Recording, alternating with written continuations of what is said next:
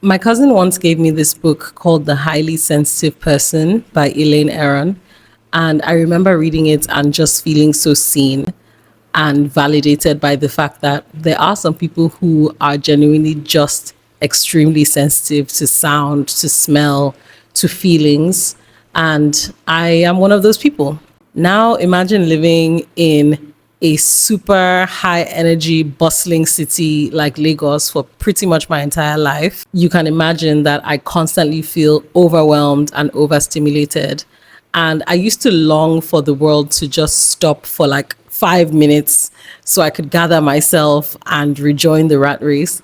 But then I realized that wasn't going to happen. I came across a quote that really changed everything for me. So, if like me, you are a sensitive person or you just feel extremely overwhelmed and overstimulated, maybe this can help you as well. So, the quote goes, much of life's suffering comes from wishing it was other than it is.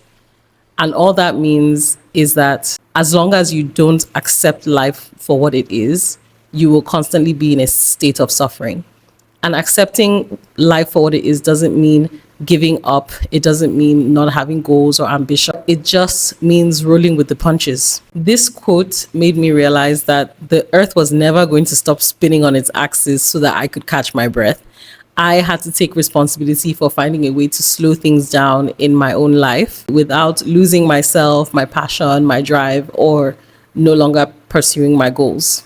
This slowing down can look like literally just stopping to take a breath, stopping to quite literally smell the roses, saying no, even if it feels uncomfortable, accepting yourself and accepting your own limitations, setting your own boundaries, and basically just living with as much intention as your environment will allow.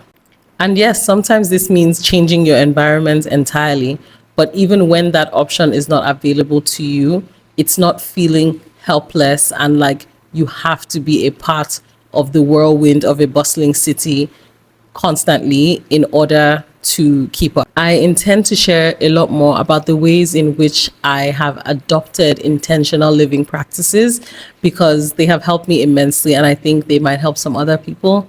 So if you're interested, stick around and I have a lot more I'm going to share.